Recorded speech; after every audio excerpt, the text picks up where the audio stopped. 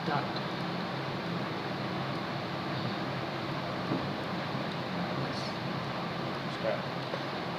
નમસ્કાર વિદ્યાર્થી મિત્રો. આજે સેમેસ્ટર 5નું આપણે ઇકોનોમિક્સમાં આગળ ચલાવીએ છીએ. એમાં ધંધાકીય પર્યાવરણ ભાગ 1 એમાં જે આપવામાં આવેલો જે સિલેબસ છે એની આપણે આજે થોડીક ચર્ચા કરી અને પછી આપણે આગળ ચલાવીએ છીએ. એટલે સિલેબસ એ પ્રમાણે છે કે કુલ 3 યુનિટ આપેલા છે. એટલે એમ કહી શકીએ કે આપણી પાસે જે સિલેબસમાં જે આપવામાં આવેલું એમાં ખાસ કરીને જે બેરોજગારી અને ગરીબી સિલેબસમાં એ રીતે લખ્યું છે. એનો અર્થ, કારણો, પર્યાવરણ સંદર્ભમાં બેરોજગારીની અસરો, આ સિલેબસની અંદર આપણી પાસે આ પહેલું ચેપ્ટર એટલે કે ચેપ્ટર નંબર 6 જે બેકારીનું છે એની અંદર આપણે અભ્યાસ કરશું. પછી બીજો એક ચેપ્ટર નંબર 7 જે આપણા ભાગે ફાળવવામાં આવ્યો છે અને એનો આપણે અભ્યાસ કરાવશું. એમાં ગરીબી, એમાં આધુનિક ગરીબીના વલણો સંદર્ભમાં તેનો અર્થ, એના કારણો, ધંધાકીય તકોના સંદર્ભમાં ગરીબી નિવારવાના ઉપાયો, આ આપણા સિલેબસમાં આપવામાં. આટલો આપણે અભ્યાસ આ 2 ચેપ્ટરમાંથી આપણે કરશું એવું.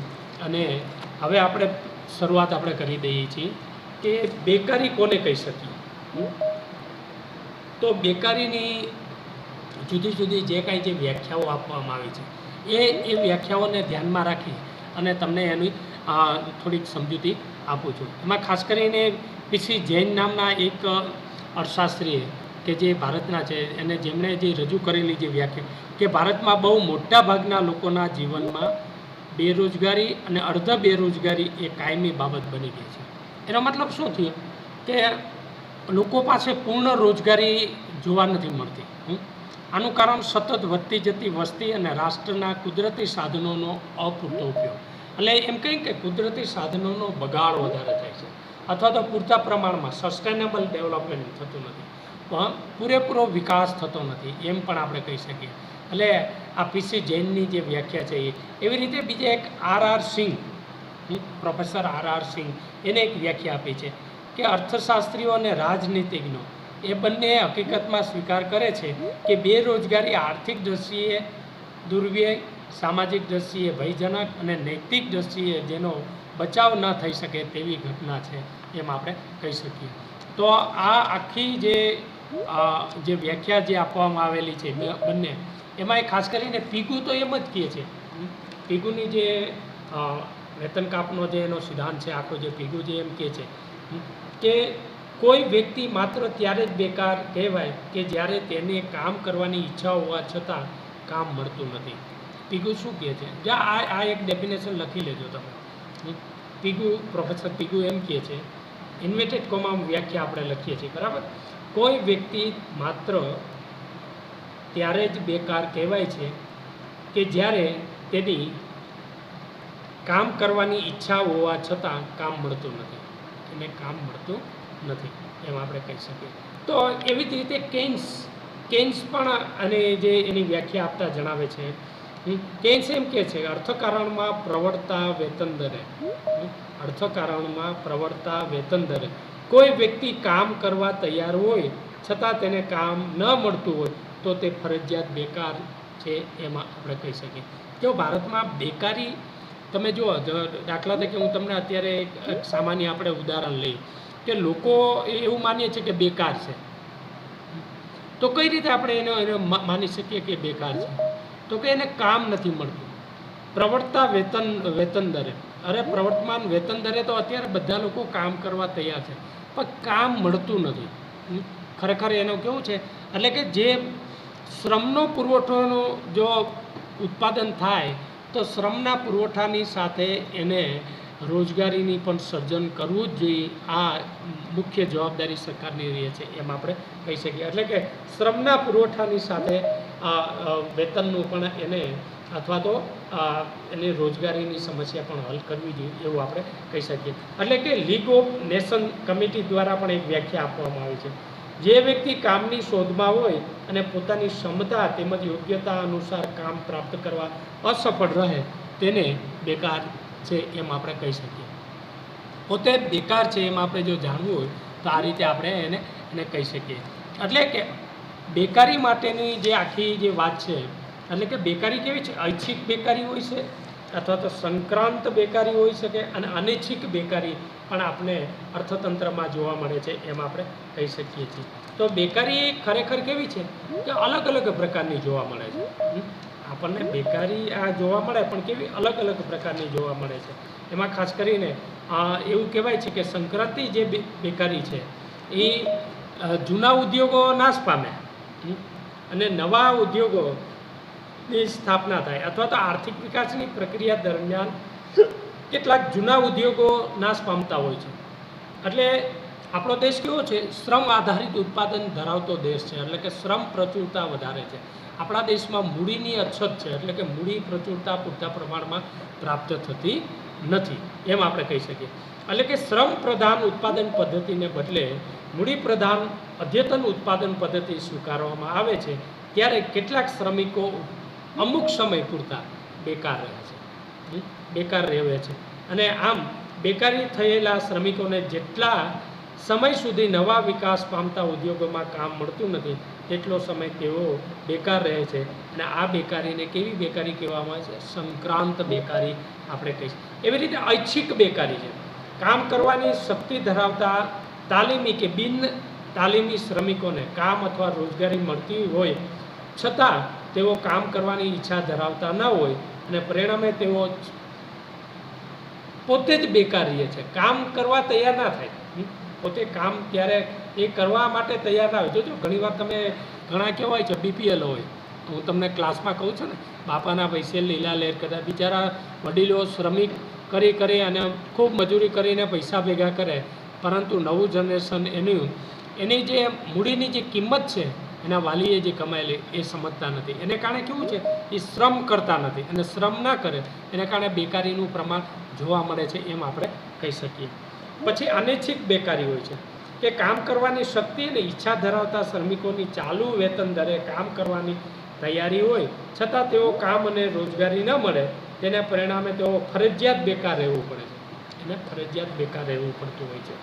એને આપણે અનૈચ્છિક બેકારી તરીકે ઓળખીએ છીએ એમ આપણે કહી શકીએ. આમ આ બેકારીના જે જુદી જુદી જે બાબતો છે એને આપણે ખરેખર તો ભારતમાં કેવું છે કે બેકારી, આપણો દેશ કેવો છે, આમ તો ખરેખર અલ્પવિકસિત દેશ. આમ તો જોઈએ ને તો WW રોસ્ટો નામનો એક અર્થશાસ્ત્રી થઈ ગયો, એને વિકાસના 5 તબક્કાઓ આપ્યા છે. એ 5 તબક્કાઓ ભારતને સંલગ્ન છે. પરંપરાગત રીતે જીવતો ભારતમાં પણ લોકો જોવા મળે છે. સંક્રાંતિકાળ એટલે કે થોડો ઘણો એમાંથી વિકાસ પામતો પણ દેશ ઉડ્ડયનના તબક્કામાં પણ જોવા મળે છે. આધુનિક સાધનોનો વપરાશ કરતો પણ આપણા દેશમાં જોવા મળે, અને આધુનિક વૈજ્ઞાનિક સાધનોનું સંશોધન કરતો પણ દેશ આપણા દેશમાં જોવા મળે. તો આ કેવું છે, WW રોસ્ટોના એના જે આપવામાં આવેલા જે તબક્કાઓ છે 5 ભારતમાં જોવા મળે છે ખરેખર, જે આપણા ખરેખર જો બુકની કે એની અંદર નથી. જો આ તો વાસ્તવમાં હું તમને એની વાત કરું છું કે WW રોસ્ટોએ જે કહ્યું છે કે કોઈ પણ દેશ છે એ સીધો વિકાસમાં વિકસિત દેશ નહીં બને, અથવા અલ્પવિકસિતમાંથી જે પરંપરાગત રીતે જીવતો દેશ હોય અને સીધો વિકસિત દેશ નહીં બને, પેલા વિકાસશીલ બને. એટલે ખરેખર 5 તબક્કાઓ હોવા જરૂરી છે. તો આપણા દેશમાં જે બેકારી છે એ બેકારી તમે જુઓ ને તો 2 વિભાગમાં વધારે જોવા, એક ગ્રામીણ બેકારી અને શહેરી બેકારી છે. તો ગ્રામીણ બેકારી કેવી છે, સૌથી વધારે જોવા. ભારત કેવો છે, ગાંધીજી એમ કહેતા ભારત ગામડાનો બનેલો દેશ છે, અને દરેક ગામડું એક નાનું ગૃહ ઉદ્યોગ છે. જ્યાં સુધી મારું ગામડું સમૃદ્ધ નહીં બને ત્યાં સુધી મારો દેશ સમૃદ્ધ નહીં બને. આ શબ્દ ગાંધીજીના છે. એને ખુદે કહ્યું છે કે દરેક ગામની અંદર તમે જોજો, પેલા ગામની અંદર તમે જાઓ ને તો હવે બધું લોકો વિસ્થાપિત થઈ ગયા. 40 હવે તો 40-60નો રેશિયો રહ્યો. એક સમય 85% ગ્રામીણ વિસ્તારમાં, તો ત્યાં સહી સુથાર, લુહાર, કડિયા, કુંભાર, આ તે XYZ જેટલા જે શ્રમિકો હતા એ ગ્રામીણ વિસ્તારમાં રહેતા. એને ધંધા રોજગારી ના મળી એટલે ક્યાં એ વિસ્થાપિત થયા, શહેરી વિસ્તારમાં. એને ધ્યાનમાં રાખીને 1946માં જ્યારે આપણે આઝાદી મળી એ પહેલાંનું જે એક નક્કી થયું હતું, અને આઝાદી મળ્યા પાછી પણ એક નક્કી થયું હતું કે આપણા ગ્રામીણ વિસ્તાર તૂટે નહીં એ માટે 100 દિવસની રોજગારી આપવા માટેનો જે નરેગા યોજના છે ને, ખરેખર ગાંધીજી અને સરદાર વલ્લભભાઈ પટેલ અને બીજા એની સાથેના જે લોકો હતા એનું આખું જે વિચારધારા હતી ઘણા બધા એમ કહીને સારા સારા નેતાઓએ બનાવ્યું હતું કે આપણે દરેક ગામડાને સમૃદ્ધ બનાવવા માટે 100 દિવસની શ્રમિકોને રોજગારી મળે તો ગામડું તૂટે નહીં. ગામડું તૂટે નહીં તો ગામડામાં કેવું નાના પાયે ગૃહ ઉદ્યોગ થાય અથવા કુટીર ઉદ્યોગ થાય અથવા ઔષધિ અથવા તો ઔષધિનું સંશોધન કરીને એની દવાઓ અથવા તો એમાંથી મૂલ્યવર્ધક ઉત્પાદન કરવા માટેની પ્રવૃત્તિ ગ્રામીણ વિસ્તારમાંથી થાય એવું આ લોકો ઈચ્છતા હતા. અને ખરેખર તો જ ડેવલપમેન્ટ થાય. ખરેખર કેવું પાયાનું તમે ડેવલપમેન્ટ કરો, પરંતુ એ લોકોને શ્રમ ના મળ્યો અને રોજગારી ના મળી. શ્રમ હતો પરંતુ એને રોજગારી ના મળી એટલે ક્યાં વિસ્થાપિત થયા? શહેરી વિસ્તારમાં આવ્યા. અને શહેરી વિસ્તારમાં આવીને એને પછી એને ડેવલપ કર્યું છે અને ધીમે ધીમે આર્થિક વિકાસ થયો છે. ખરેખર કેવું છે કે ગ્રામીણ વિસ્તારના વિકાસ માટે તમે વિચાર કરો કે આ 1946ની જ્યારે નક્કી કરેલી આ નરેગા યોજના આપણે 2004-05માં એની અમલવારી કરી. તો આપણા દેશની આ મોટામાં મોટી આ એક ઘટના બની ગઈ છે. બીજું એવું જ આપણા દેશની અંદર એક વિચારવા જેવું છે કે વસ્તી નિયંત્રણ માટે એવું નક્કી કર્યું હતું કે દરેક પંચવર્ષીય યોજનામાં કુટુંબ નિયોજન માટેની હોય જ છે, એની પાછળ નાણાકીય સાધનો ફાળવવા. તેમ છતાં એને નિયંત્રણ કરવામાં પણ અસફળ રહ્યા. એટલે આપણું કેવું છે આયોજન પણ નિષ્ફળ રહ્યું છે એમ પણ આપણે કહી શકીએ. એટલે આવી પરિસ્થિતિમાં યોગ્ય જો કામગીરી ન થાય તો એની નિષ્ફળતા રહે છે એમ આપણે કહી શકીએ. એટલે આપણે આ પણ એક સમજવા જેવું છે કે ગ્રામીણ વિસ્તારની જે કંઈ ગરીબી છે એ કેવી છે એના આપણે મુદ્દાસર એની આપણે સમજી દઈએ તો કે એમાં ગ્રામીણ વિસ્તારમાં એક તો મોસમી બેકારી જોવા મળે છે. ભારત કેવો છે? કૃષિ પ્રધાન દેશ છે, ખેતી પ્રધાન દેશ છે. 70% લોકો ખેતી પર રોકાયેલા છે અને આધુનિક ઉત્પાદન પદ્ધતિનો મુખ્ય જો એનો કોઈ હેતુ હોય તો એ ખેતી આધારિત જે ઉત્પાદન પદ્ધતિ છે એને ધ્યાનમાં રાખી અને ગામડાને સમૃદ્ધ બનાવવા માટેની એને વાત હતી. એટલે એવું કહેવાય છે કે ભારતમાં જે કૃષિ ક્ષેત્રનું જે ઉત્પાદન વધારવા માટે જે કાંઈ જે એના ટાચાજી સાધનો જોઈએ, એના નિક્ષેપો જોઈએ, એ આપણા દેશમાં પૂરતો એનો વિકાસ ના થયો અથવા તો પૂરતા પ્રમાણમાં પ્રાપ્ત ના થયા અથવા તો ખેડાણ ઘટક ખૂબ તમે જુઓ ને નીચું જોવા મળશે. આની આપણે વિગતવાર ચર્ચા પણ કરશું. એટલે મોસમી બેકારીનું પ્રમાણ વધારે જોવા મળે. એટલે કે ગ્રામીણ વિસ્તારમાં ખેત મજૂરો અને બીજા જે શ્રમિકો છે એને 4 થી 6 મહિના જ રોજગારી મળે. બાકીના તો જે ગ્રામીણ વિસ્તારના જે શ્રમિકો હતા એ લોકોએ શું કર્યું કે શહેરી વિસ્તારમાં વિસ્થાપિત થઈ ગયા. તો હવે શ્રમિકો ઘટ્યા. જો અત્યારે વર્તમાન એક તમને દાખલો આપું તો શહેરી વિસ્તારમાંથી હવે પરત પાછા એ શ્રમિકો નથી આવતા અથવા તો જે લોકો ખેતી કરતા હતા એ પણ શહેરી વિસ્તારમાં જતા રહ્યા છે. તો આવી પરિસ્થિતિમાં શું બન્યું છે કે મોટા પ્રમાણમાં બીજા રાજ્યમાં અથવા તો બીજા જિલ્લામાંથી સ્થળાંતરિત થયેલા શ્રમિકો મોટા પ્રમાણમાં રોજગારી માટે આવે છે અને એને કારણે અનેક સમસ્યાઓ પણ ઊભી થઈ છે. હવે અનેક સમસ્યાઓ શ્રમ મળ્યો છે પરંતુ સમસ્યાઓ પણ મોટા પ્રમાણમાં ઊભી થવા લાગી છે એમ આપણે કહી શકીએ. એટલે કે મોસમી બેકારી છે એ આપણા દેશમાં વિશેષ જોવા મળી છે એમ આપણે કહી શકીએ. તો ભારતમાં એવું કહેવાય છે કે લગભગ આપણા દેશની અંદર કે 30 કરોડથી વધારે મોસમી બેકારીનું સીધું પ્રમાણ જોવા મળે છે. 30 કરોડ. જો એક બિગ થિયરી રોઝનસ્ટાઇન રોડન નામનો એક અર્થશાસ્ત્રી થઈ ગયો.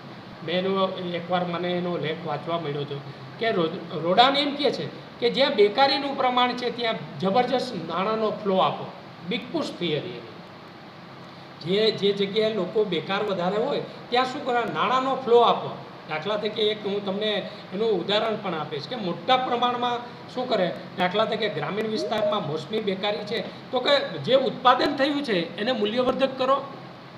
તમે મૂલ્યવર્ધક કરો કઈ રીતે? તો એ જે એક્ઝામ્પલ આપણે એનું ઉદાહરણ લઈએ કે દાખલા તરીકે એવું માનો કે ખેડૂતોએ મગફળીનું વાવેતર કર્યું અને ચોમાસું પાક તૈયાર થઈ ગયો, ઘરે આવી ગયો. હવે એને એવું માનીએ કે એને 1000 રૂપિયા મગફળીનો પ્રતિ મણ એને ભાવ મળે, એટલે કે 20,000 રૂપિયા પ્રતિ ખાંડી એને ભાવ મળે.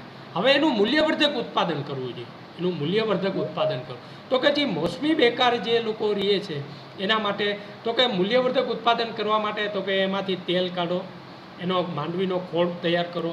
ખોળમાંથી તો કે અત્યારે તમે આપણે બધા બોલીએ છીએ ને ભાઈ કોમ્પ્લાઇન પીઓ અથવા બાળકોને આપણે ભાઈ તો કોમ્પ્લાઇનમાં લખેલું છે મૂંગફલીથી ખલી 70% મગફળીનો ખોળ 70% એમાં હોય છે, તો આપણે એનું ઉત્પાદન કરો, મૂલ્યવર્ધક ઉત્પાદન કરો, તેલ મળે છે, અથવા તો મગફળીના દાણામાંથી માખણ પણ બનાવવામાં આવે છે. આ બહુ એક જો મૂલ્યવર્ધક ઉત્પાદનની વાત છે.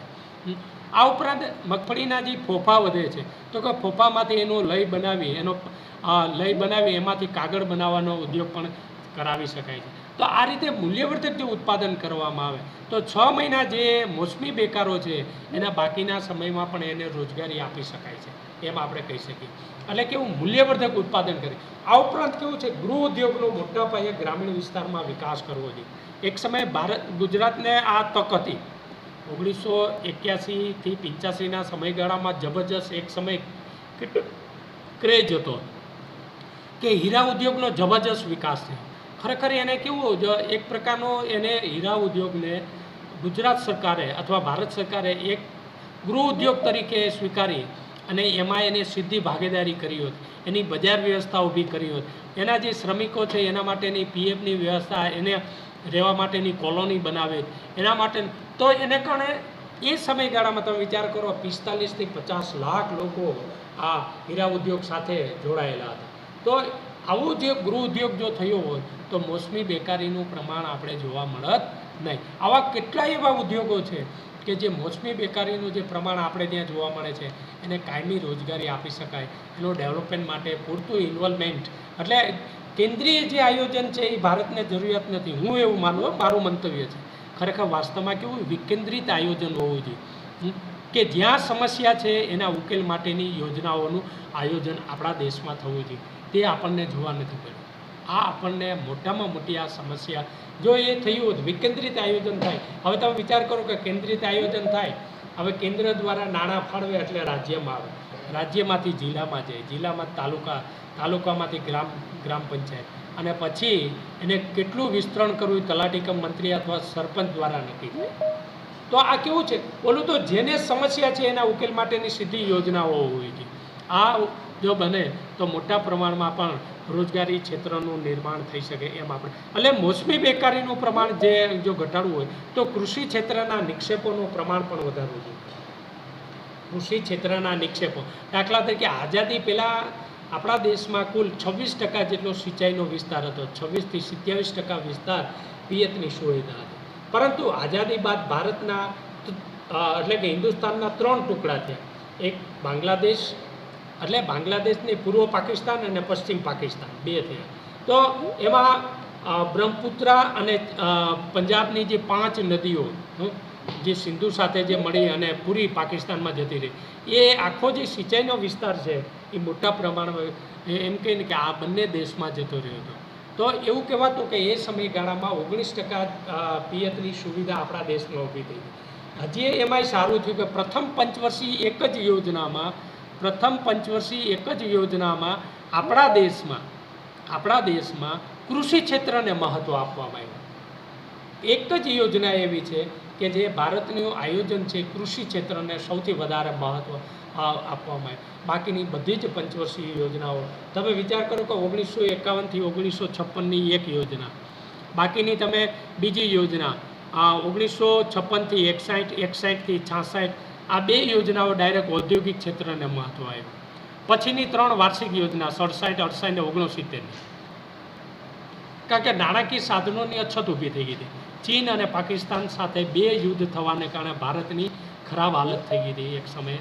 ભલે કોઈ બી પરિસ્થિતિ હોય, પરંતુ જો યોગ્ય દિશાનું આયોજન ના હોય અને યોગ્ય જો માળખાકીય સુવિધા ઉપલબ્ધ ના થાય તો આપને સૌથી વધારે નુકસાન એ સમયગાળામાં પણ થયું.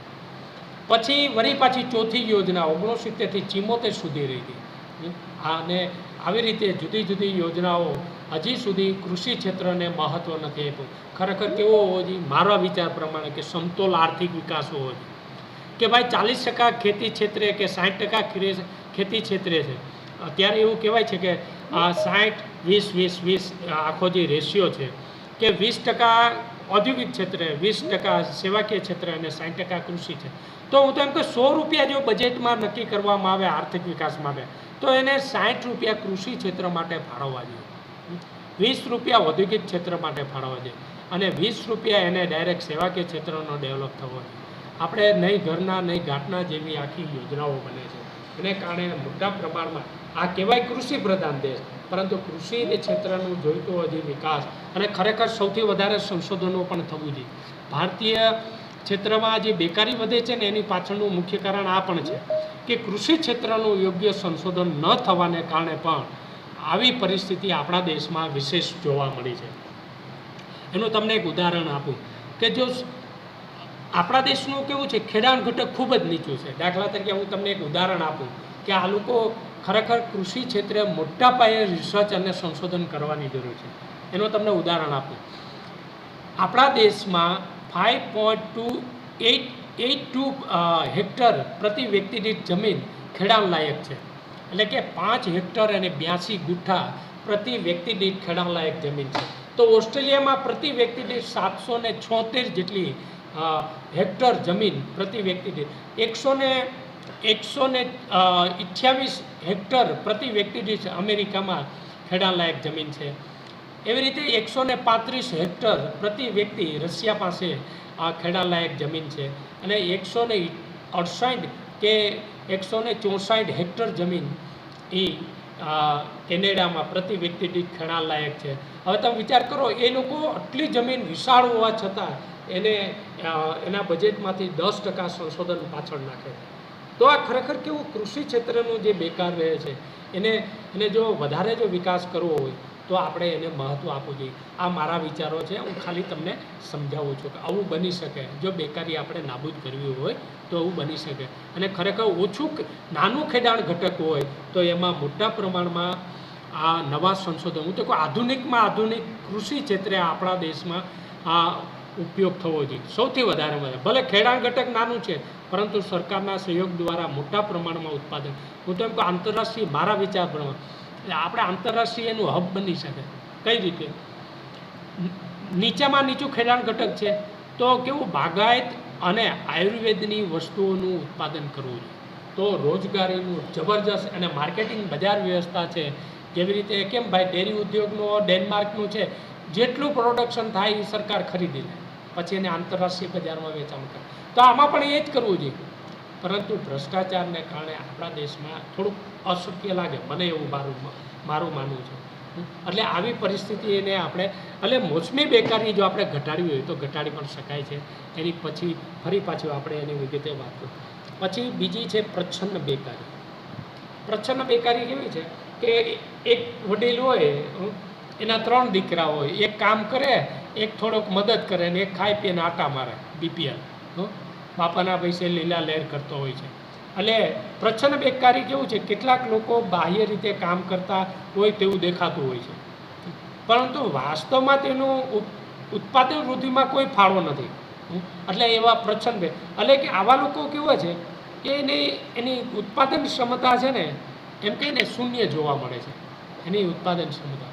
તો ખરેખર આવા જે પ્રચ્છન્ન બેકારો છે એને ત્યાંથી ઉઠાવી અને ડાયરેક્ટ એને સીધા છે એને કામે લગાડવા જોઈએ, એને સીધા બીજી જગ્યાએ એને કામે લગાડવા જોઈએ.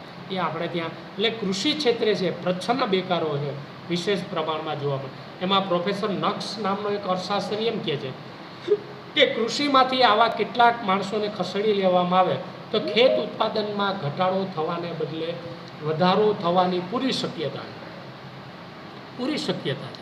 એ વાત સાચી છે, બને જ 100%. કારણ કે હું તમને એક જ ઉદાહરણ આપું કે એક વડીલ ખેડૂત છે, એના 3 દીકરા છે.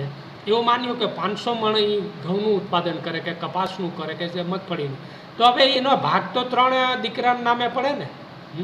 તો ખરેખર કેવું છે કે વ્યક્તિ દીઠ ઉત્પાદન કેવું 3 ભંગાય છે.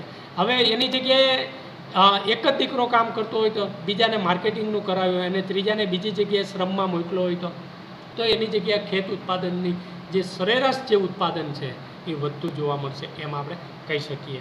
એટલે પ્રોફેસર નક્સ એમ કહે છે કે છુપા બેકારો છે એને ખરેખર બીજી જગ્યાએ કામ આપવું જોઈએ. તો પ્રોફેસર રોબિન્સ એમ કહે છે કે પ્રચ્છન્ન બેકારીની તેઓ વ્યાખ્યા આપતા જણાવે છે કે પ્રચ્છન્ન બેકારી એટલે એવી પરિસ્થિતિ કે જેમાં મજૂરોની સીમાંત ઉત્પાદકતા શૂન્ય હોય છે. આવા શ્રમિકોની સીમાંત ઉત્પાદકતા કેવી છે સીમાંત ઉત્પાદકતાની તમને મેં વાત કરી છે, વધારાના 1 એકમનું ઉત્પાદન કરવા પાછળ થતા ખર્ચને કેવો ખર્ચ કહેવામાં આવે છે? સીમાંત ઉત્પાદન ખર્ચ તરીકે આપણે એને ઓળખીએ છીએ, એમ આપણે કહી શકીએ. એટલે આવા મજૂરોને વર્તમાન કાર્યમાંથી ખસેડવામાં આવે તો પણ સમગ્ર ઉત્પાદન ઉપર તેની પ્રતિકૂળ અસર જોવા નહીં મળે. એટલે આ પ્રચ્છન્ન બેકારો છે એને ખરેખર વાસ્તવમાંથી એને હટાવવા જોઈએ, એને શ્રમ આપવો જોઈએ અથવા તો નવી દિશા આપવી જોઈએ, તો એને કારણે આપણા દેશનો ડેવલપમેન્ટ થઈ શકે, એનો વિકાસ થઈ શકે. પરંતુ આપણે અહીંયા અને બહુ એક ખ્યાલ રાખો કે જ્યારે પ્રચ્છન્ન બેકારી જ્યારે જોવા મળે ને ત્યારે વાસ્તવમાં જે કામ કરનાર વ્યક્તિ છે ને એ પણ કામમાં પૂરતા પ્રમાણમાં શ્રમ એ નહીં આપે અથવા કામ નહીં કરે. દાખલા તરીકે મેં તમને જે ઉદાહરણ આપું કે એક કામ કરતો હોય ને 2 આરામથી હરતા ફરતા હોય તો પહેલો પછી કામ ઓછું કરવા માંડે. તો આવું ના બને એટલા માટે આની યોગ્ય દિશામાં કામગીરી થાય તો પ્રચ્છન્ન બેકારી પણ આપણે ઘટાડી શકાય છે, એમ આપણે કહી શકીએ. એટલે પ્રચ્છન્ન બેકારી એવું કહેવાય છે કે આપણા દેશની અંદર મોટા પ્રમાણમાં પણ છે. પ્રચ્છન્ન બેકારીનું પ્રમાણ પણ આપણા દેશમાં ખૂબ જ જોવા મળે. એમાં એમ કહીને એને યોગ્ય દિશામાં પણ એને વાળવા જોઈએ, એ આપણે જોવા નથી મળતું, એમ આપણે કહી શકીએ. એટલે કે 5 વ્યક્તિએ 1 વ્યક્તિ છુપી બેકાર આજે પણ ગ્રામીણ વિસ્તારમાં જોવા મળે છે. ગામડામાં 5 વ્યક્તિ, એનો મતલબ એ થયો કે ગ્રામીણ ક્ષેત્રની જે 60% વસ્તી આપણે ગણીએ છીએ એના 5% તમે ગણો તો એની 5% જે વસ્તી છે એ અત્યારે છુપી બેકારીમાં જોવા મળે છે, એમ આપણે કહી શકીએ. આવી પરિસ્થિતિ આપણા દેશમાં વધારે જોવા મળે છે, એમ આપણે કહી શકીએ. તો આ ઉપરાંત શહેરી વિસ્તારની બેકારી પણ વિશેષ જોવા મળે છે. એમાં શહેરી વિસ્તારની જે કાંઈ જે બેકારી છે એ કઈ રીતે આપણે એને જાણવી? આપણે પહેલી ગ્રામીણ વિસ્તારની બેકારી છે, તો શહેરી વિસ્તારમાં પણ બેકારી છે. એમાં ઔદ્યોગિક ક્ષેત્રના જે કામદારોની બેકારી અને શિક્ષિત વર્ગની બેકારી. આજે ભારતની એક મોટી કોઈ સમસ્યા હોય ને તો શિક્ષિત વર્ગની, અને શિક્ષિત વર્ગ જ્યારે બેકાર હોય ને, હું તો એમ કહું અભણ વ્યક્તિ બેકાર હોય ને એ ખંડનાત્મક પ્રવૃત્તિ કરે, જ્યારે શિક્ષિત વર્ગનો જો બેકાર વ્યક્તિ હોય ને એ દેશદ્રોહની મોટા પ્રમાણમાં, દાખલા તરીકે નવી નોટો છાપવી, ડુપ્લિકેટ અથવા તો દેશ વિરોધી પ્રવૃત્તિ કરવી, એ શિક્ષિત વર્ગમાં વધારે તરત જતો કન્વર્ટ થતું તમને જોવા મળશે. અને પેલો જે ભણેલો ને એને બેકાર હશે ને એ શું કરશે કે જુદા જુદા ખંડનાત્મક અથવા ત્રાસદાયી પ્રવૃત્તિઓ કરશે. આવું વિશેષ જોવા મળશે. આ એક બહુ સમજવા જેવી વાત છે. એટલે ઔદ્યોગિક કામદારોની બેકારી આપણે ત્યાં વધારે જોવા મળે. એમાં ખાસ કરીને ચક્રીય બેકારી એ મૂડીવાદી અર્થવ્યવસ્થામાં મૂડીરોકાણ કરનાર અને બચત કરનાર જુદી જુદી વ્યક્તિઓ હોય છે. તેથી મોટા પ્રમાણમાં આપણે એમ કહીએ ને કે મોટા પ્રમાણમાં મૂડીરોકાણ અને બચત વચ્ચે અવારનવાર અસમતુલા ઊભી થાય છે. આના પરિણામે તેજી અને મંદીના અમુક વમળો ઊભા થાય છે, અને મંદી બેકારી સર્જવા માટેનું મુખ્ય કારણ બને છે. અને મંદી પેદા થાય એટલે ઘણા લોકો કામ પરથી છૂટા થાય છે, અને આ પ્રકારની બેકારીને ચક્રીય બેકારી કહેવામાં આવે છે, એમ આપણે કહી શકીએ. એટલે ચક્રીય બેકારીનું પ્રમાણ પણ એટલે કે સાયકલ અનએમ્પ્લોયડ પણ વધારે જોવા મળે છે, એમ આપણે કહી શકીએ. આપણો દેશ આજે પણ વિકાસની દિશામાં આગળ વધી રહ્યો હોવા છતાં પણ મૂડીવાદી અર્થવ્યવસ્થા અસ્તિત્વમાં આવી છે. આપણા દેશમાં કેવું છે, મૂડીવાદનો ઉદય થયો છે. થોડા લોકો પાસે મૂડી કેન્દ્રિત થતી જોવા મળે છે. મૂડીવાદનો ઉદય થયો હોય ને તો ત્યાં એક બાજુ શ્રમિક વર્ગ અથવા તો એક બાજુ ધનિક વર્ગ અને એક બાજુ ગરીબ વર્ગ મોટા પ્રમાણમાં જોવા. તો ધનિક વર્ગ પાસે સત્તા છે, બધું જ એની પાસે છે, શ્રમ, સત્તા અને પૈસા બધું જ એની પાસે છે. જ્યારે ગરીબો મોટા પ્રમાણમાં શ્રમ સિવાય કોઈ વસ્તુ આપી શકતા નથી, એને કારણે પણ આ જોવા મળે છે. તો આ મૂડીવાદનો આપણા દેશમાં ઉદય થયો હોય એવું આપણે કહી શકીએ. મૂડીવાદ છે કાર્લ માર્ક્સ કહે છે, અન્ટુ ધીસ લાસ્ટ નામનો એક એને પુસ્તકમાં લખ્યું છે, અન્ટુ ધીસ લાસ્ટ. એનો ગુજરાતી તર્જુમો છે, એમાં ગુજરાતીમાં છે અન્ટુ ધીસ લાસ્ટ. ક્યારેક તમે ગુજરાત ગ્રંથ નિર્માણ બોર્ડની અથવા તો ગુજરાત વિદ્યાપીઠની જે બુકો છે એમાં તમે અન્ટુ ધીસ લાસ્ટ ગુજરાત એ તમે વાંચજો, કાર્લ માર્ક્સ. એમાં એ લખે છે કે જ્યારે મૂડીવાદનો ઉદય થાય ત્યારે એ દેશમાં કોઈ પણ સમયે એક વર્ગ વિગ્રહ થાય છે કે શ્રમિકોનું અતિશય શોષણ થાય, અને ધનિક વર્ગ અતિશય લોકોને જ્યારે શોષણ કરે ત્યારે એમાંથી વર્ગ વિગ્રહ થાય છે. આ કાર્લ માર્ક્સ કહે છે.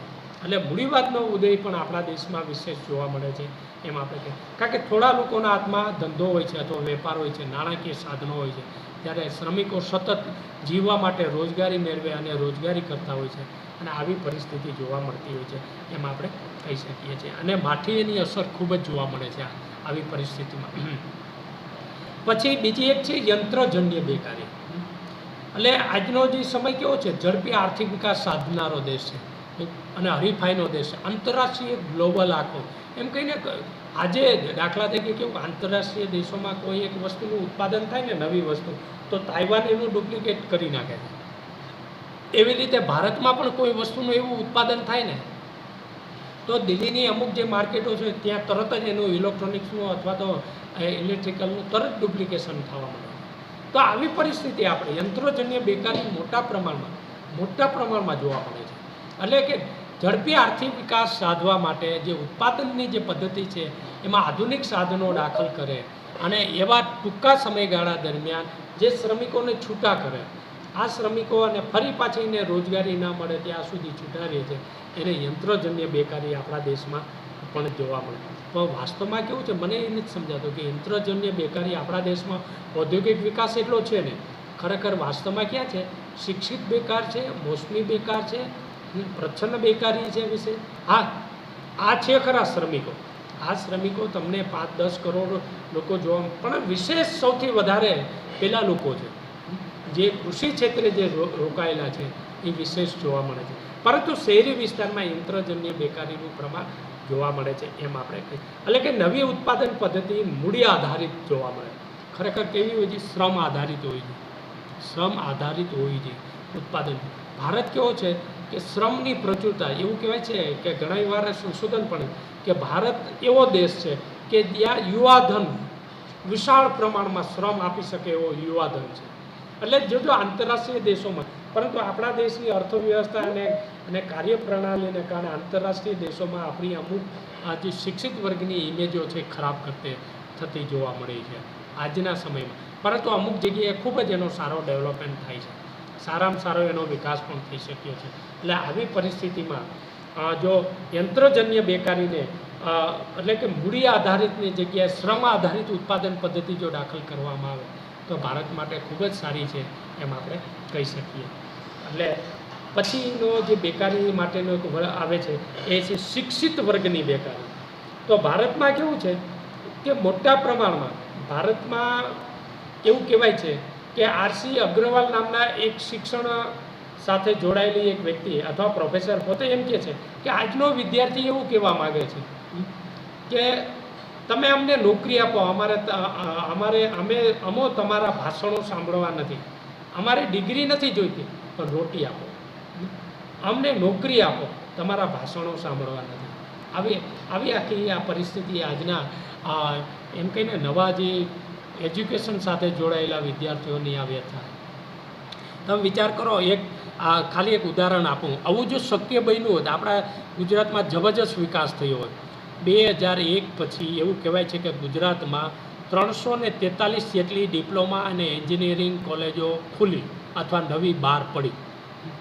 એને કારણે એવું કહેવાય છે કે ગુજરાતમાં લગભગ શિક્ષિત જે બેકારો છે એમાં મોટા પ્રમાણનો એન્જિનિયર વર્ગ આજે શિક્ષિત બેકાર જોવા મળે, અથવા તો અર્ધ બેકાર છે, એને પૂરતો પગાર નથી મળતો. દાખલા તરીકે કોઈ એક સિવિલ એન્જિનિયર હોય તો એ સાઈડ ઉપર અંગૂઠા છાપ બિલ્ડર હોય એને ત્યાં કામ કરે. આમે આપણા દેશની એક આ મોટી ખામી છે.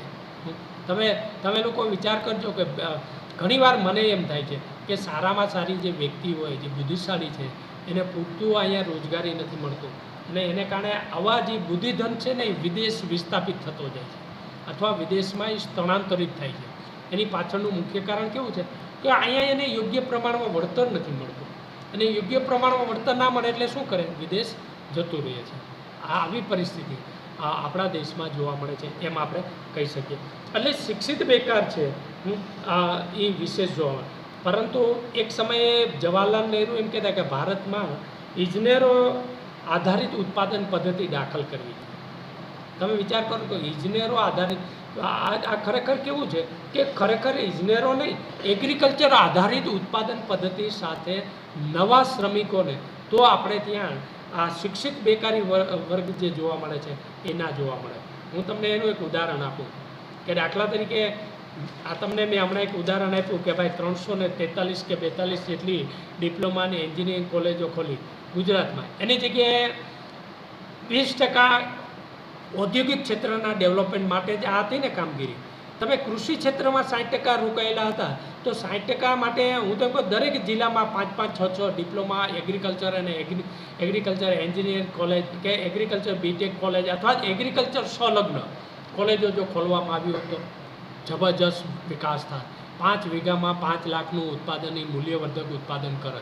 ઘણા વિદ્યાર્થીઓ અથવા પશુપાલનનો વ્યવસાય પણ કરે, અથવા તો ઘણા બધા એવા છે કે જે કૃષિ સાથે સંલગ્ન ઉત્પાદન માટેના ઉદ્યોગોનો વિકાસ કરી શકે, એમ આપણે ડેવલપમેન્ટ કરી શકીએ છીએ એવું આપણે કહી શકીએ.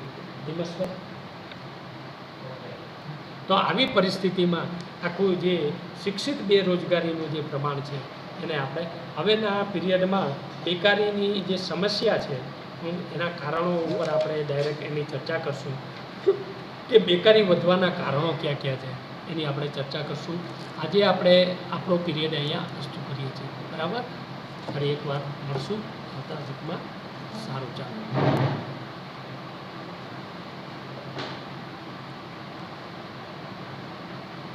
ક્યાં લઈ જાઓ? અહીંયા શટડાઉનમાં?